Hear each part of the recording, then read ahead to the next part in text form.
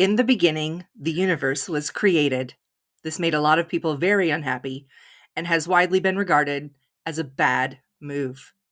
Welcome to Based on a Book. I'm Crystal, and today I will be your guide to the Hitchhiker's Guide to the Galaxy. I'm Keri, the unqualified guide with an alarming sense of misplaced confidence due to my skills in YouTube research. And I'm Lindsey. I'm the slightly panicked guide, armed with sarcasm and absolutely no idea what's going on. That's right, friends. We're continuing our month of mayhem with none other than a beloved favorite, The Hitchhiker's Guide to the Galaxy. This comedy sci-fi by Douglas Adams was originally a radio sitcom on BBC Radio. It has since been adapted into a 5-book trilogy, you heard that right, comic books, a television series, a movie, multiple stage productions, and even a video game. We've decided to focus on the first novel and its 2005 motion picture for this discussion. Our story follows Arthur Dent, a typical, somewhat aloof British man who finds himself thrown into a cosmic misadventure after the Earth was mistakenly destroyed by aliens. Together, with a mix of galactic hooligans, Arthur finds himself on a journey to discover the meaning of life, the universe, and everything. So, Keri, what'd you think? You always start with me on these That is sci-fi not ones. true. Okay, maybe it's Okay. true. I gave it 3 paranoid androids. Oh, okay. And So I thought it had like its moments of being pretty good.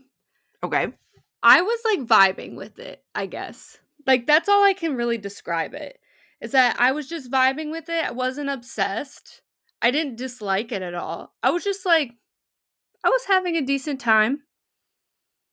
And Okay. I mean, it you is a know, vibe. yeah, it's It's a honestly a vibe. vibe. And that's kind of how I felt. Like I actually listened and read at the same time. Okay. Sometimes I like to do that.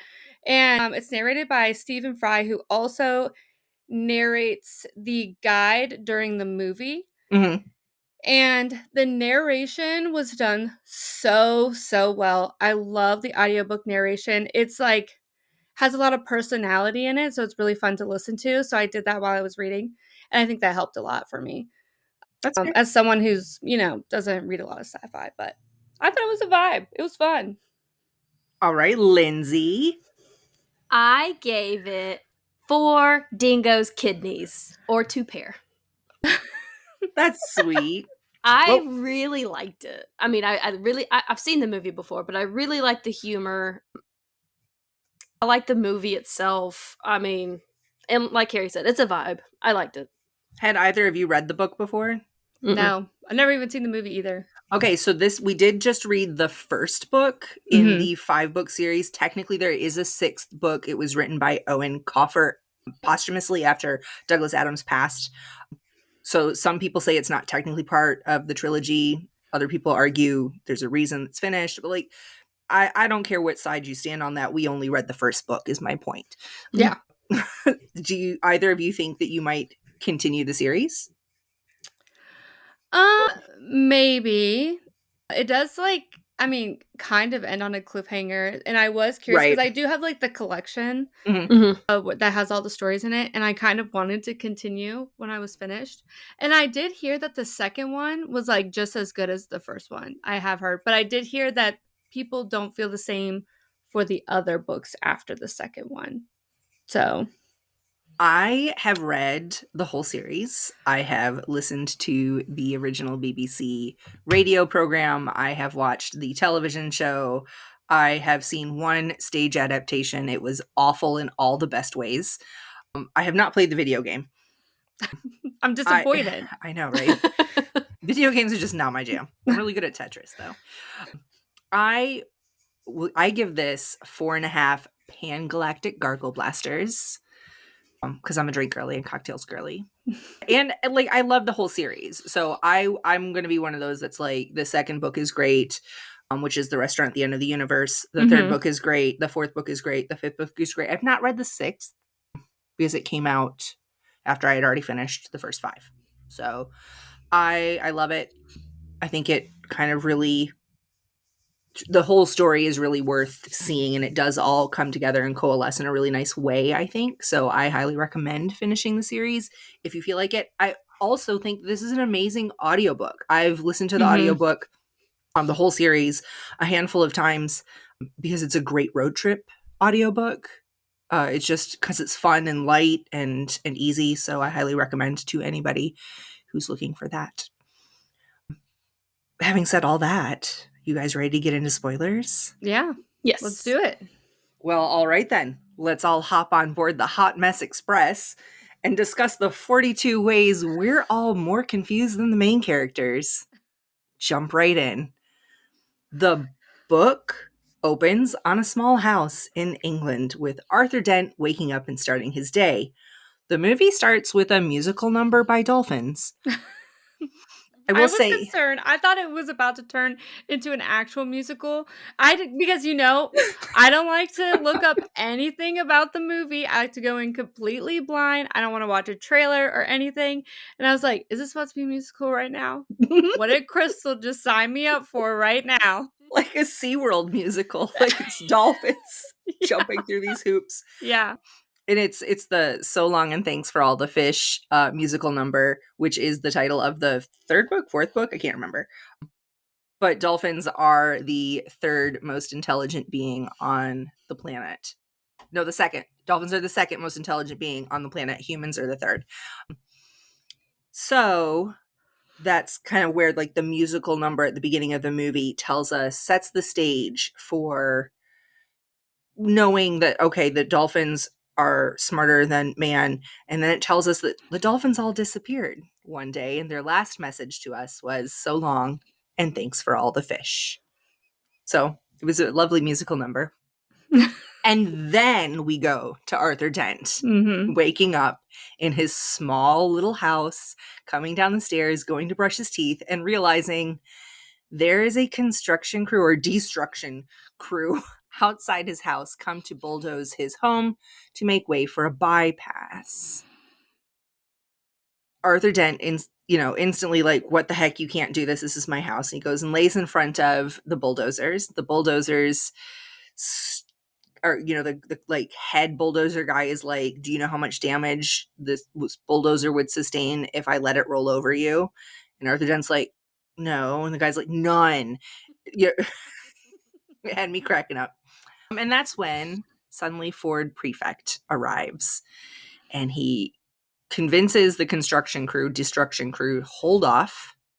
I'm going to take my buddy down the street. Can we all agree that, you're not going to be doing this today since he's laying here? Yeah, you agree? Okay, well, then there's no point in him laying here anymore.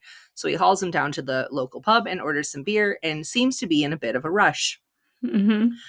Arthur, of course, is completely, what's the word when you can't think of anything else, like focused on the fact that his house is about to be destroyed. And I don't blame him.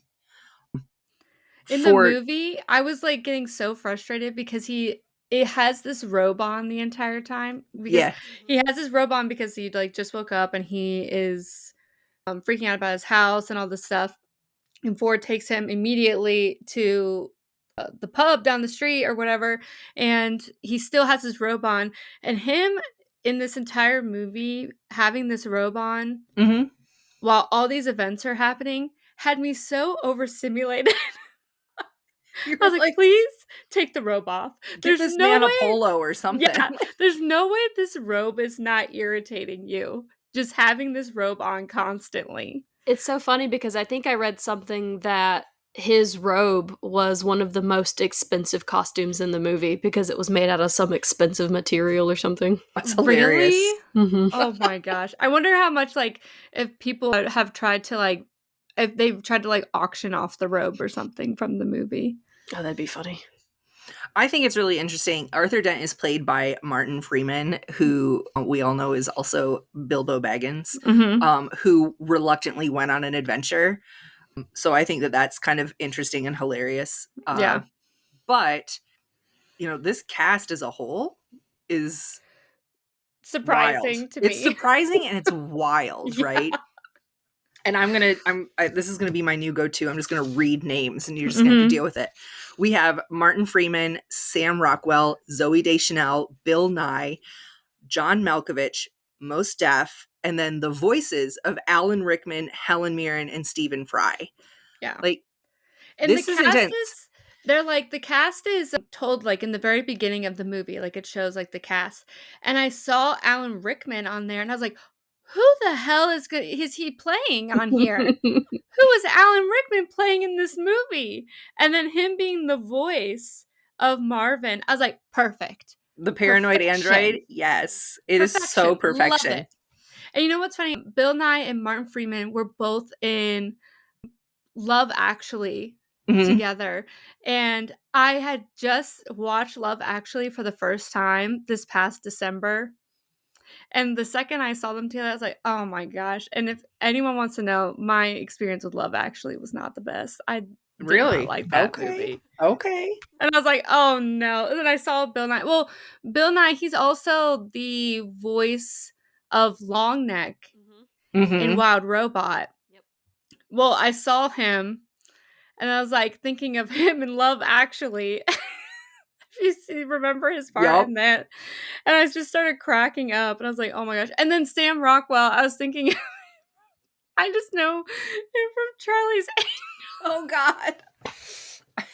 You and Not Charlie's Charlie's Angels. Angels again. Knox. He played Knox. I can't. I can't. I Oh can't. my gosh. I Uh, love me some Charlie's Angels. What can I say? That's fair. That's fair. I think Alan Rickman for the voice of Marvin the paranoid android was amazing. And Warwick Davis was in the Marvin costume, and the like motions and movements he made to indicate just how like depressing Marvin was through the whole thing was just perfect. The hunch and the slumped shoulders, and then the walking, and just Mm-hmm. like schlepping through the spaceship. It was just perfect. So it That's was my favorite really, character. That's oh, my favorite character. absolutely. So you really need to read the rest of the books. I'm just saying. I'm Yeah. just saying. You really need to read the rest, because That's literally my favorite. And the Marvin guy is who amazing. did the voice of Eddie, the computer, Mm-hmm. Mhm. I think his name is Thomas Lennon. He played Lieutenant Dangle in Reno 911. Yeah, I was gonna say he's from Reno 911. Mm-hmm. There's just so many great names in this Yeah. cast. Even Deep Thought, the voice of Helen Deep Mirren. Thought. Yep. Yeah. When I saw her name on the screen, I was like, wait a minute, I don't remember her in this movie. Yeah. And then I was like, oh my gosh, there she is. Like, the script was also the script was written by Douglas Adams. It was Mhm. one of the last things that he wrote before he died, and it was really important when filming this movie that they stuck to the spirit of what he wrote as much as possible. And you can really tell that this lines up, although it does deviate from the book a chunk, not so much from the overall tone and theme of the story. And so it's really, really well done. And with this cast, he specifically, before he died, Douglas Adams had suggested Stephen Fry as the voice of the Hitchhiker's Guide to the Galaxy in the movie. It was Mhm. on his list of you know, potentials. And he absolutely insisted that it didn't matter the nationality of any of the cast except for Arthur Dent. Arthur Dent had to be British. And so I think Martin Freeman was an absolute like top-notch choice. He just plays that, just put out, put upon, whatever, is there any tea, so perfectly. It just worked. So there they are in the pub, and Ford is trying to explain to Arthur that, like, hey, the world's about to end, I'm getting you out of here, drink these beers, it will help you with the transition into space, eat these peanuts, you're gonna get dehydrated, you're gonna need the salt. Arthur's not hearing a word of it. He's like, whatever, dude, they're about to bulldoze my house. And he starts to run out. Ford snatches him up, and up they go onto a Vogon spaceship. And the Also, Vogons, everyone in the bar too at that time is like looking around like, what what are the we gonna do? hell? Yeah. Yeah, like should we put a bag over our head for this event that's about to happen? And then Ford is like, yeah, sure. And they're like, is that gonna help? He's like, No. no, you're done. It's the way the story is written too is so very flippant, and there's a lot of little side pieces. Like, this is a very satirical book with like little side bits of stories, little explanations, kind of similarly to The Princess Bride, how we had all those side stories that came in. But these, honestly, this is so much funnier than The Princess Bride. I love The Princess Bride. That's my jam. But there was a lot more romance and action and adventure. Whereas in this one, it's just freaking hilarious. There's a lot of dumb. There's a lot of just like side bits that make no sense whatsoever, but I'm glad to know it now, Yeah. It's like the kind of thing you're just thrown in and you just need to go with the flow. Mm-hmm. And like there's no rhyme, like I mean there is rhyme or reason to things, but it's like you just kind of have to go with it. Pretty much. In fact, oh no, I think my little sticky tab just pulled off and it's the one that I needed. Oh no. It's Douglas Adams in one of the introductions in the book, or one of the forewords in the book, because there's like 19 if you get the right edition. Said, when in the twists and turns of the plot, some event suddenly seemed to illuminate things that had gone before, I was as surprised as anyone else. Yeah. And he was just along for the ride when he wrote it. And I love that. It makes it, to me, it's like he was discovering all this stuff right along with us. And you could kind of feel that almost magic. He also wrote another series called Dirk Gently's Holistic Guide, or Holistic Detective Agency, which did turn into a television show that I think was on AMC. I could be wrong. Don't pay any attention to me. But it's really good if you get the chance to watch it. And maybe one day we'll cover it, but it's a pretty long series, so maybe not. It is the same type of story as this, that same a million side stories that somehow end up coming together and tying together in ways that you didn't necessarily expect, but make sense when you get there. And I loved that. So they're on the Vogon spaceship. The Vogons hate hitchhikers because they think they're freeloaders, and the Vogons are very like bureaucratic. They're not like inherently evil. And we get to see, this is when we first get introduced to the Hitchhiker's Guide, the actual book, because that's what this story is about, is the book, The Hitchhiker's Guide to the Galaxy. And Ford Prefect says, I am a writer for the Hitchhiker's Guide. I'm a field writer for the Hitchhiker's Guide. And I had been sent to Earth to update the entry, but I got stuck here. It was supposed to be a week. I've been here for 15 years, but now we're getting a chance to get out. So he shows the book directly to Arthur, and right on the front it says in big bold letters, "Don't panic." And somehow Arthur finds a little bit of comfort in that and opens it up and reads and we get to read these entries kind of along with Arthur through the rest of the story, which is what makes it kind of fun, these little side pieces. And he learns that the Vogons are bureaucratic, not inherently evil, but definitely not nice either. And whatever you do, don't let them read you poetry, which of course is exactly what happens. These things are so ugly in this freaking movie. They Oh, look like giant walking. Ugly's here. They look like giant walking boogers with faces. Yeah, like they're literally, gross. and they've got like warthog noses or something. Like I'm Like a like, oh my slimy, god. upright walrus, maybe? Like I literally I don't hate know. them. Like They're every gross. time I saw them, I'm like, oh my god, you're disgusting. They make you feel gross. They're Yeah, gross. They like remind me of some species on Doctor Who. oh really? Yes. Mm-hmm. Did you know that Douglas Adams actually wrote 4 different storylines that crossed 13 episodes of wrote or co-wrote 13 whole episodes of Doctor Who? He wrote stories for the 4th Doctor and the relaunch of Doctor Who. Isn't that exciting? Mm-hmm. And you can almost see it. You can kind of like see the Douglas Adams in those stories. So the Vogons are torturing Arthur and Ford with their poetry. Arthur is somewhat unaffected because apparently Earth poetry is also kind of bad, so he was used to it. And convinces the Vogon that, like, no, I enjoyed it, and like gives his analysis of the poetry or whatever. And the Vogon says, nope, not good enough. You're still going out the airlock.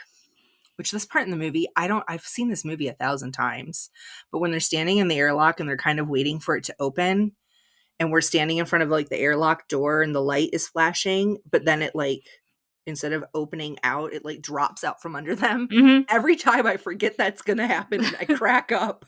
I thought you were gonna say that you jumped because I watched it with my sister and she jumped at that part. No, I forget it every time. Yeah. It's new every time. Yeah. The part that cracks me up for that specific scene in the book and in the movie is whenever Ford, he's like, they're trying to figure out what to do whenever they're trapped in that thing. And he's like, well, what does this thing do? And he's like spinning it. And he's like, well, is that going to help us get out? And he's like, no. No. Yeah, we're done. It's very, I don't know how to explain that. It's full of those like silly moments. Yeah. Like Got even a lot the of- fish part. It's got a lot Right. of slapstick humor. It's got a lot of dry humor. Yeah. It And really, that's my favorite kind of humor Mhm. too. it just ticks all the boxes. There's something to make everyone laugh at some point in this movie. Yeah, totally. Or in this book too.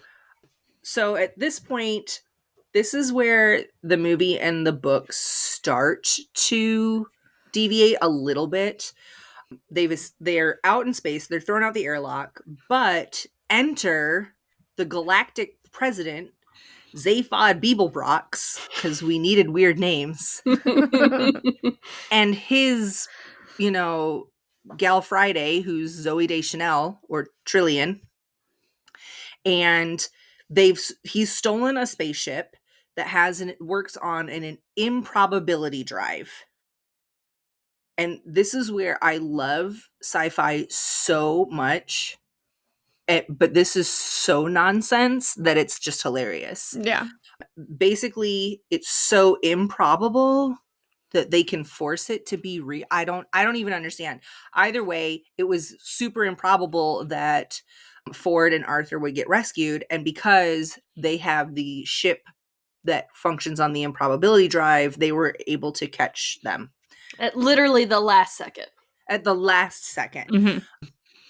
And they end up on the ship, the Heart of Gold, the Hot Mess Express. And right off the bat, Ford is like, wait a minute, Zaphod Beeblebrox, I think I know that guy, come on. And so they start to find their way to the, like, I don't know, somewhere on the ship, find people. And of course they come across Marvin, who's basically clinically depressed. He's a robot Eeyore, and it's Yeah. the best. Oh, that's an excellent way to describe it. He's just the best. And he says, come on, I'll take you to see Zaphod. And they go up there, and of course Ford is like, Arthur, let me introduce you to my kind of cousin. And Arthur's like, I know that guy. We've met. And of course, Zaphod's like, what do you mean? He's like, we met at a fancy dress party.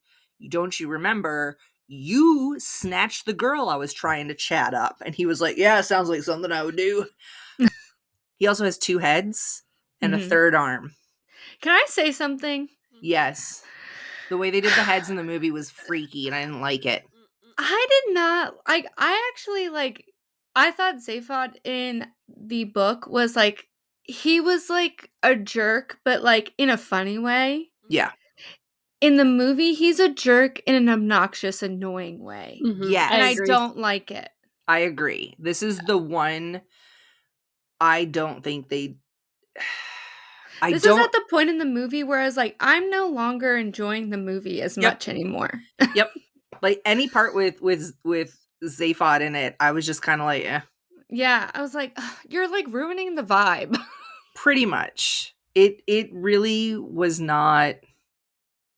It's kind of like the difference between like the annoying guy at the party that steals your girl because he's just smooth enough to steal your girl.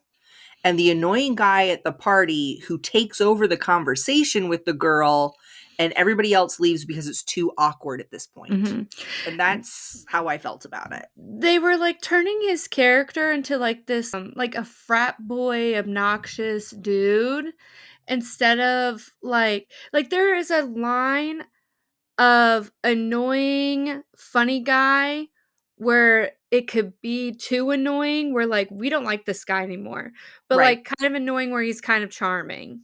Right. Does that make sense? Yes. And he was not charming in the movie. No. And I was like, I don't like this guy. No, he was slightly charming in the movie, or in the book, but not in the movie. And I feel like in the movie they added a weird love interest with like the vice president of the Yeah. and like she had a crush on him, and I was just like, why? Like, ew. Yeah. Ew. It just seemed not quite right, you know? Mm-hmm. Yeah. So anyways, you know, we kind of realize that like Arthur knows this dude stole the girl he was chatting up at the party, and then we see that the girl at the party that is Trillian is Trisha McMillan, who is now going by Trillian. And she's like, "Oh, hey, Arthur." She does not know that the earth has been destroyed. But as far as Arthur knows, they're the only two living earth people left in the galaxy, in the universe at this point.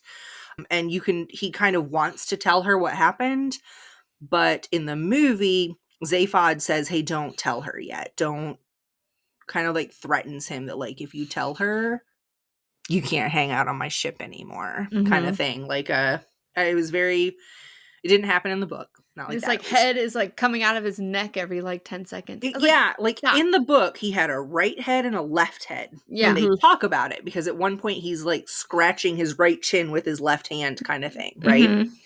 And in the movie, he had his head, his face, and then a second head that was kind of part of that was like his neck under his chin. It was weird, and it would like didn't like it. appear Just like up. almost like an alter ego kind of thing.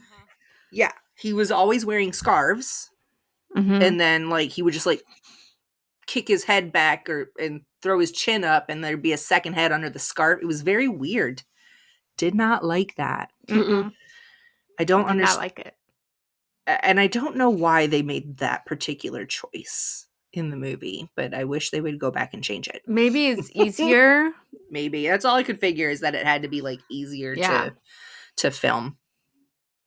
Where are we? So we discover that Zaphod Beeblebrox has stolen the ship because somehow he thinks that he has sent himself on a mission to find Magrathea, which is basically the Earth equivalent of Atlantis, right? It's this mythical place that is only told in stories and in legends. It's a place where they built custom luxury planets. But it's nobody knows where it is, because again, it's a myth, right? Nobody's heard of Magrathea in a million years. But Zaphod is convinced that it exists. He's convinced he needs to find it, and that he will be able to find the answer to life, the universe, and everything when he does that. Ford is basically telling him, like, "You're crazy, dude, but whatever, I'm along for the ride." Arthur, at this point, just wants a good cup of tea and to figure out what he's supposed to do with the rest of his life at this point. And in the movie, he's like so obsessed with being with Zooey Deschanel. Yeah, I feel like in the movie, they made it weird. Like, I'm not going to tell you I love this movie. I love this franchise as a whole. Yeah. I really love the books and the radio show. But this movie, to me, was just a little off, you know? And in part because of Zaphod Beeblebrox, and in part because of the way they played off the Arthur and Trillian relationship in the movie. And you know, I love a romance. You Yes, know, I love absolutely. a romance.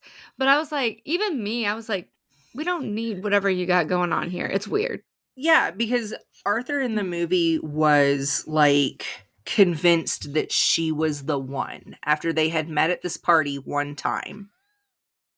He was like convinced It was the insta love. that he would have been happy forever with her. Mhm. That because she left, like she had made the wrong choice, right? So they get on the ship and he kind of confronts her that like, oh, so if I had had a spaceship, you could have picked me.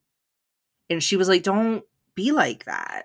And that like that sore loser that it's very it's just screaming incel, you know? Like that whole like, well, oh, so if I had had two heads, would you have gone home with me too? Would you be running around with me too? Like, I had 2 heads and 3 arms. right? Like, dude, that's just weird. Shut Yeah. up. Yeah. And yet Zoe Deschanel's like, don't be like that, Arthur. Like, she's just being really nice about it. Like, you know, it's okay. It's, you know, and I would have just been like, don't be a sore loser, you jerk. It was really awkward. And I would like, I feel like in the book, that is not at all how it was. In the book, he was like, I met this girl. She was really cool. And I feel like we had a connection. Mhm. But then that's kind of really where he leaves it. He doesn't go on about how like he didn't have a picture of her in his phone that he kept looking at. He didn't talk about how like it was a magical week that he knew of her existence or any weird like it was weird in the movie. Yeah. Totally. At this point, Zaphod, they push the button on the improbability drive. They end up someplace completely different in the movie. In the book, they go straight to Magrathea from here, but we start getting more stories from the actual Hitchhiker's Guide, right? They're telling us a little bit more details about things like the Pangalactic Gargle Blaster, the story behind Magrathea and how Magrathea was built. But in the movie, we end up being chased by the Vogons, which is Mhm. not what happens in the book. Yeah, the And then Vogons are like much more present in the right. movie. And then they end up going to a different planet altogether because Zaphod has this beef with the guy who ran against him for the galactic presidency, who is a character called Hama Kavula, played by John Malkovich, who apparently is one of our new podcast favorites because he's been in the last like at least 3 or 4 movies this season. Yeah. I think. Yeah. At least 3. At least 3. Mhm. I'm sure he's probably in 4 more that we didn't even consider. Like, Yeah. It'll be in the future too, probably. right. Join us next week when we watch John Malkovich again. Like, Being John Malkovich. Yeah. Hama Kavula is weird. This is in the book, but in the series, at some point they discuss this, but it's not really in the first book. So I'm not entirely certain why they brought that into here so much as they probably just wanted to fill for time, maybe, or add a few more big names. I'm not sure. Either way, he's this menacing clergyman who doesn't have any legs or eyes, but he wears glasses that make it look like he has eyes. That was freaky when he took his glasses off. Mhm. And basically tells Zaphod, I can give you the coordinates to Magrathea, but you have to get a gun for me when you get there. Again, this gun is not in the first book. Telling you about it is not ruining any of the other books. It's not really a spoiler. So I understand why they like worked it in here to give us a little bit more, but it also didn't really change the story any to add it. Like, I feel like it didn't add anything to the storyline. Well, it changed the storyline in the movie. Yeah, but but I don't think it made the storyline better in the movie. Like the side quest, because they still ended up in the same places for the same reasons, plus another thing to do. Mhm. So I'm not really certain why they brought it into this particular movie. They didn't make other movies, so whatevs. Well, the gun was used to like end all the Vogons whenever they came to attack. Right. That was like the whole ending. But the Vogons didn't attack in the book. Yeah, so I think So that they had to like use it. I guess. But so he gets the coordinates to he promises Hama Kavula that he's going to bring him the gun. Hama gives him the coordinates to Magrathea. They go back to the ship, but Hama has insisted that he's going to have to hold Zaphod's second head as collateral. Which is so weird. It's so weird.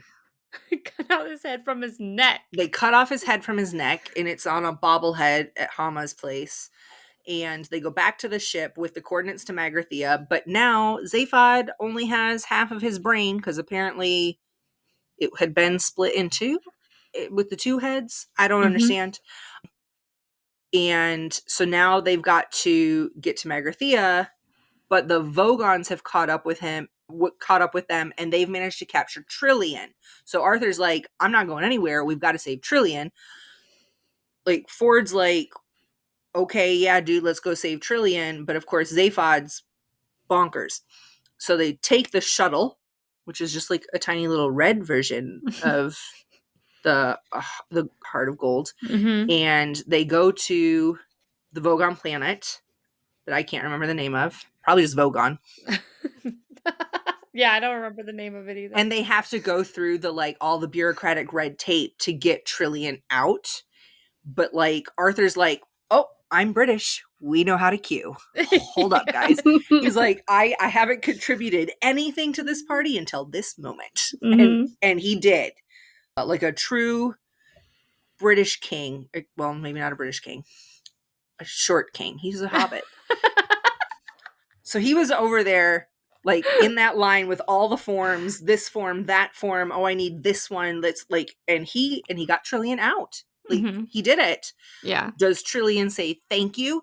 No, because she had just found out that the Earth had exploded, and she was all like, "You weren't gonna tell me." And then she found out that Zaphod is the one who ordered it. So she was like, "And you did this to me. And I'm an orphan." It was because he thought they wanted like his signatures.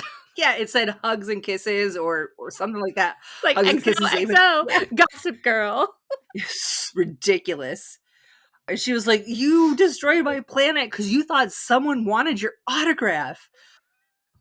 So she's mad at everybody, and I don't blame her. But, you know, Arthur's all like, what about me? Because he's that guy in this movie. None of this part is in, like, Trillian getting kidnapped. Yeah. That's not in the book, right? But now they've gone, but the, like, vice president of the galaxy is like, but we have to get the president back. It's weird. Yeah, I don't understand that whole storyline. Nobody does. It's okay. Read the next books. There's the scene after they rescue Trillian where she's taking the shower on the ship and she needs the towel. And she uses Arthur's towel that he's been carrying with him because every hitchhiker needs a good towel. Yep. And she uses it to wipe her face, and I was just like, ew. Yeah. When she asked for a towel, she's like, can you hand me a towel? And he just hands her the one that's been over his shoulder. This whole time. The one that's gone through, that's been shot at, that's gone through different planets, that was in a Vogon ship, that was on the beach, that was like, it's just gross. And you're going to use that to put on your clean body? No. I would have looked right at him and been like, a different towel, please. Okay, but then she used it, and did you notice that he still was carrying it after she used it? Yep. I was also disturbed by that. I was like, he's still carrying it around after she used it? So, yeah. So, we're disturbed. It's just, I don't understand. It was a good towel. He needed a good towel. Pretty much. And he still got that damn robe on. Take the robe off. I'm like literally just witnessing it. It was upsetting me. I was like, oh my gosh, I just know it's annoying. Had a cozy robe that you just wanted to live in? Okay, but like running around like you're sweating and everything, trying to get to different places, saving people. I'd be tripping over it. Yeah, I know you're tripping on that string because it's not closed. Yeah, he didn't tie it closed or nothing. Like, yeah. No. Yeah. Absolutely not. So now they're on their way to Magrathea, which is where, like, this whole little side quest bit, none of that is in the first book that we read. None of the Hamakavula, none of the kidnapped by the Vogons, none of that. So now we're back to the book, and the movie kind of line back up. They're on their way to Magrathea, and we hear about how the Magratheans, which it wasn't really the Magratheans in the book that did this, but it works for the movie, a couple million years ago, designed a supercomputer, like the most amazing computer in the galaxy, that was the strongest, fastest, smartest computer that was ever made, and they named it Deep Thought. And they designed this computer with the sole purpose of finding the answer to the life, universe, and everything, right? And so when they turn this computer on and they, Deep Thought, they talk all fancy to it and they say, can you give us the answer? And Deep Thought thinks about it for a minute and goes, yeah, come back in 7.5 million years. So Deep Thought thinks for 7.5 million years. These people all come when it's time's up and they're ready to go. And they say, okay, do you have the answer? And they're like, Deep Thought's like, you're not going to like it. Are you sure you want it? I don't think you do. Deep Thought is a character. Yeah. Deep Thought is a character. And Deep Thought says, well, the answer to life, universe, and everything is 42. And everybody's just like, 42? What does that even mean? And Deep Thought's like, well, you didn't ask me that. You didn't ask the ultimate question. Right. You just wanted the answer. I got you the answer. Mm-hmm. And so they're like, well, can you help us find the question? And Deep Thought is like, no, I can't, but I can design a computer that can. And the computer that I designed for this is going to be so complex that even life itself is going to make up some of its computational matrix. And they're like, okay, let's do it. So then they're like, Deep Thought's like, come back in like 10 million years and I'll have the designs ready for you. So Deep Thought explains the significance of the number 42 at 42 minutes into the movie. I didn't catch that. What? Oh, I didn't catch that. Well, Deep Thought designs basically the Earth. And that is how the Earth was created. End of story. No. And then they destroyed it. And then the Vogons came along and destroyed it 5 minutes before the program was to be completed, before the question was supposed to be answered. 5 minutes before they would have known everything they needed to know.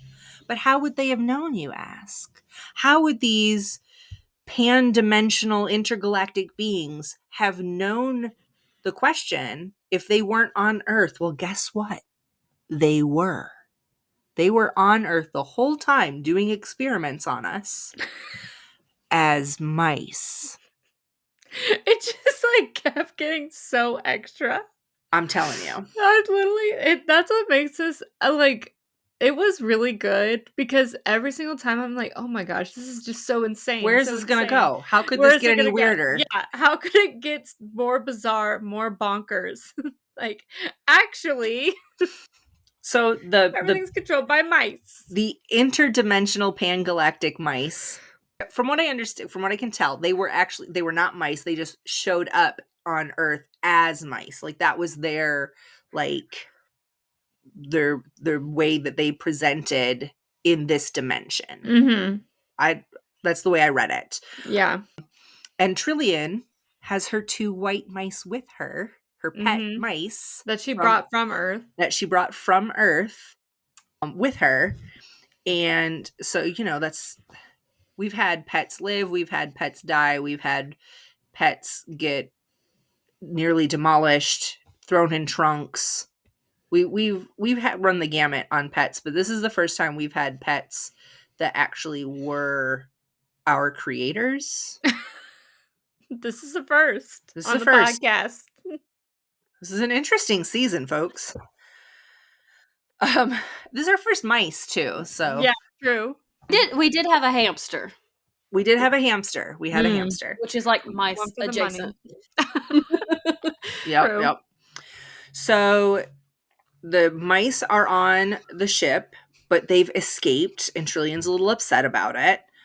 But now they're on Magrathea, so she'll come back and figure it out later. And they go looking for, well, in the movie, they go looking for Deep Thought to find the gun that they promised Hama Kavula. But in the book, they're looking just for any answers on Magrathea. Zaphod thinks there's answers here. Mhm. Well, the Magrathean planet, they find it, and it's closed for business. It's been closed because of the galactic economy couldn't support luxury planets anymore. That was just it was basically a luxury commodity that the economy no longer needed or could support. So they closed down the planet. And there was like a security system that like said, thanks for stopping by, but nobody's here. Leave a number. We'll get back to you when we reopen. And of course they didn't leave. And then they were like, we're really glad you're enthusiastic about seeing us. We are too. We're sending you some welcoming presents. And it's nuclear missiles. And so they hit the button, and the improbability drive button, and the missiles turn into a giant sperm whale and a pot of petunias. It's like, what the hell is going on? Those poor petunias. Those poor petunias. What was it they said? They said, not this again. It was the only thing that went through the mind of the petunias. We also get to see what went through the mind of the whale in the book and in the movie, which I thought was really good. It didn't end well for the whale. No. Poor whale. Poor whale. So thank goodness though that in the book, the crashing whale is what collapsed the entrance into the interior of the planet for them to get into. We didn't have to look at that in the movie. Thank you. I'm okay with that change. Mm-hmm. And instead they just find some weird like vortex dimensional thing. I don't know what that like was. portal situation. Yeah. And they go through that. But Arthur's going to hang out on the surface with Marvin, just to keep an eye out on things, I guess, while everybody else goes hunting for the Magratheans, which of course means Arthur finds one. Well, they find Arthur. And this is when Bill Nye comes in as Slarty Bartfast. I'm happy you got to say it. Were you afraid of it? It's one of my favorite. It's an interesting name. You said you listened to the audio. You knew what it was. Slarty Bartfast. And in the book and in the movie, he kind of doesn't want to say his name. Like you can tell that he's not exactly thrilled by his own name, so he doesn't want to say it. And I think that's hilarious. And Slarty Bartfast is basically like, let me take you on a tour of the factory floor. And so they jump in the little like mover thing. In the movie, this looks so fun. It really did. It looked like the greatest roller coaster ever. Yeah, like I would go on that. Like, let's take a factory tour. And it was going fast. It was flying. And Arthur Dent is just kind of like getting the long and short of the story of like, these are the planets that we've created. And he sees that they're making Earth. He's like, you made Earth? And they're like, well, this is Earth 2 because they ruined the first one, the stupid Vogons. And from here, Slarty Bartfast kind of takes Arthur, the other half of the crew, Ford and Trillian and Zaphod have been rounded up as well, and dump them into this room with big dinner and a whole bunch of food and mice on the table. And the mice explain that, like, yes, we're we created the Earth to be part of our experiment, and it was destroyed just 5 minutes before we had the answer. But since you were there, Arthur, we can get the answer from you. And he was like, I don't have the answer. And they're like, we're pretty sure you do. And like Trillian and Zaphod and Ford are like, yeah, dude, like help him out as best you can. Like, they sunk all of this money and time into this experiment. And Arthur's like, well, I don't think I can help. I don't. And they're like, well, we just need your brain. And that's when it's like, wait, what? And they were gonna just like take his brain. And of course he freaks out. They fight the mice. They try to escape. And in the movie, this is when the Vogons catch up with them and they have to escape the Vogons. In the book, it's just a couple of galactic soldiers that like pin them in. This is kind of my like favorite Marvin moment because like these soldiers pin them in like in this spot in the hallway or something where there's one on each side and they can't really get out, and they're kind of trying to talk to the soldiers about like, do you even really want to do this? Do you know, like they're trying to talk their way out of it and it's not working, and the soldiers, you know, occasionally fire and they stop and they fire and they talk and they fire and they talk, and then suddenly they stop talking and they stop firing. And so one of them kind of like peeks out. There's still no fire, so they go to check, and suddenly this galactic soldier police dude is just dead. He's just dead. The like atmospheric gas mask thing that he was wearing to breathe shut down for no reason. They go find the other soldier, same thing, and they're like, well, these gas mask things are like controlled by their ship. There's no reason they should have stopped. They have so many fail safes to make sure this doesn't happen. How did that freaking happen? And they're like, you know what, let's not question our good fortune at this point. Let's get out of here. And so Well, they also, go. while that's going on in the book, the mice come up with the question Oh yeah, without taking Arthur's brain. And in the movie, Arthur comes up with the question and gives it to the right. mice. But it's not the real question. It's just a question. Right. They're going to use it. They're gonna use it. They're going to go with it. It's not a bad one. Just how many roads must a man walk down? 42.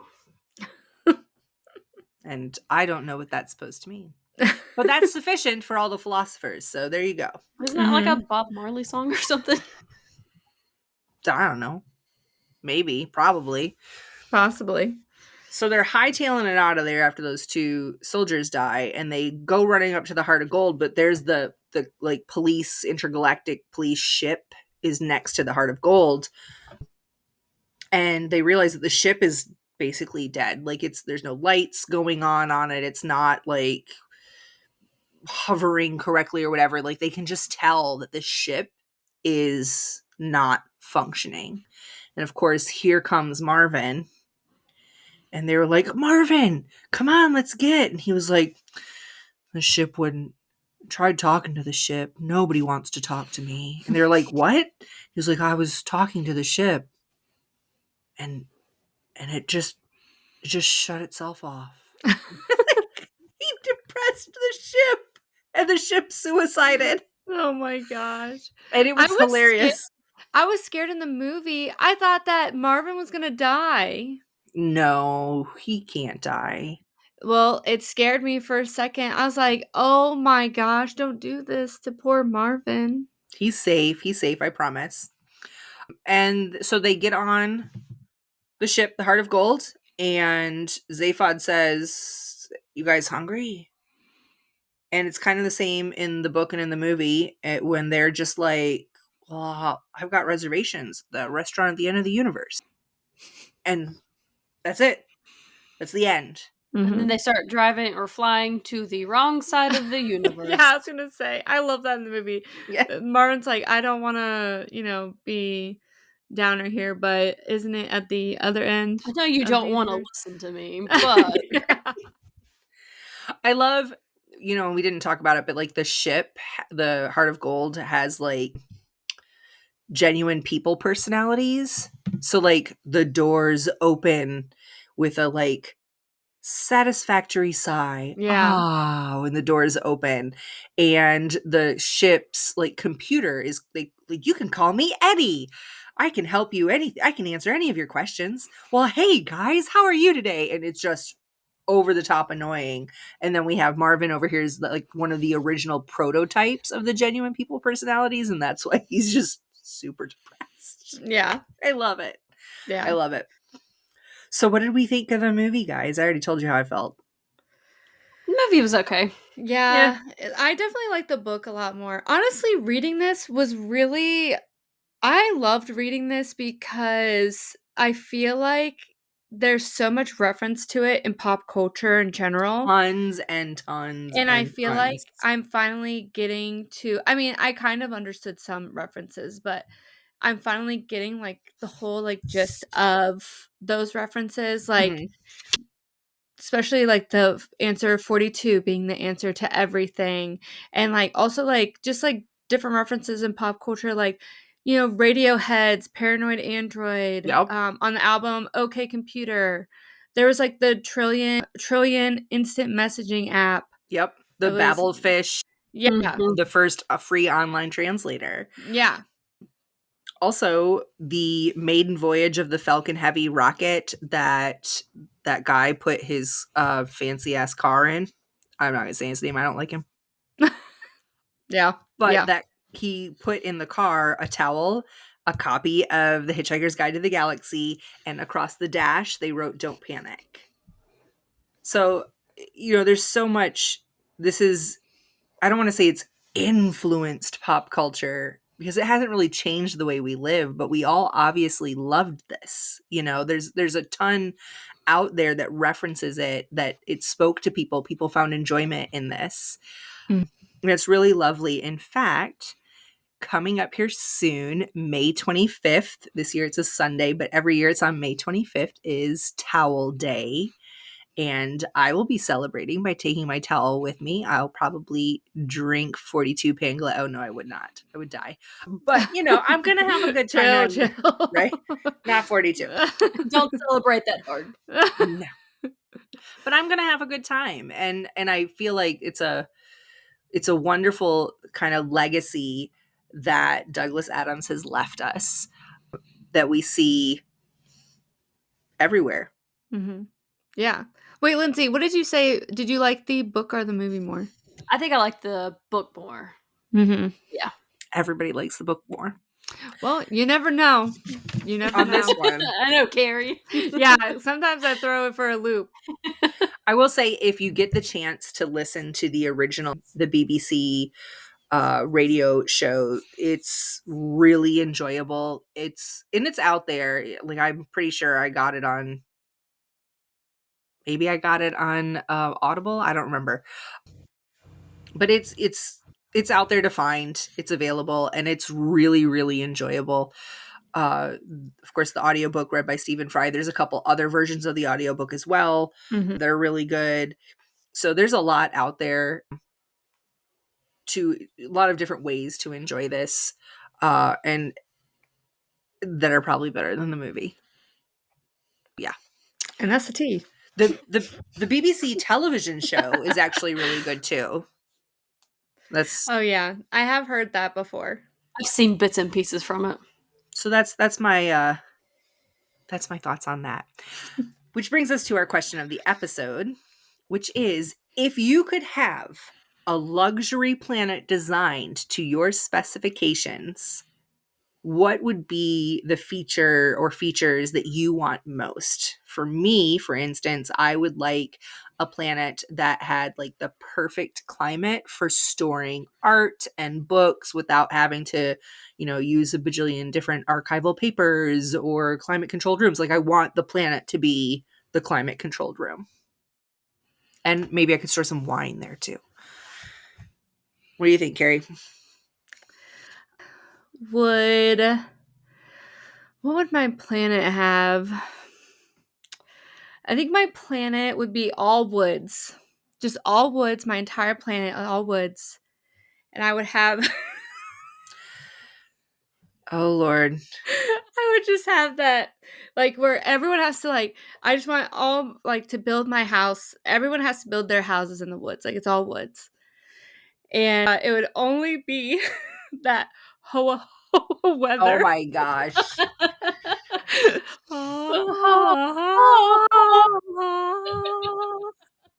No, thank you. That twilight hoa hoa every day, all day. Oh my god. That's my planet. That's All really right. funny because for my planet, I want weather controlled by reader's mood. So if you're reading like a Ooh. thriller, you can have like a thunderstorm. Or if you're reading a romance, you can have sunny.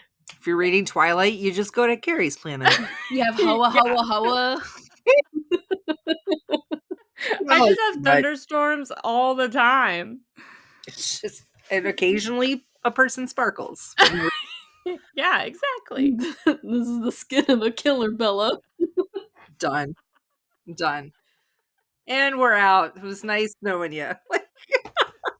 When in doubt, Keri will make a Twilight reference in an episode. Can't. Well, let's wrap it up, ladies. Nailed it. The minute Keri talks about Twilight, I'm like, and thanks for joining us. Immediately cut off. Honestly, just ends the episode. No outro. Oh. Well, there is an outro. I wrote one. Okay. It's short. It's easy. Are you ready? You good? Okay. Okay, I got this. So thanks for joining us this week as we navigated the goat rodeo that is The Hitchhiker's Guide to the Galaxy. We hope you'll be here next week when we cover Night Bitch, the plot of which has me both shocked and somewhat excited. Follow along on all of our socials to find out our whole schedule. We have Blue Sky, Facebook, TikTok, and Instagram. Don't forget to follow us along on YouTube, too, if you want to see our beautiful faces. We make a lot of faces. A lot of gestures. Talk with our hands. Yep. Yeah. You never know. Whatever you do, don't forget your towel. We'll see you on the next chapter of Based on a Book. Bye. Bye. Bye.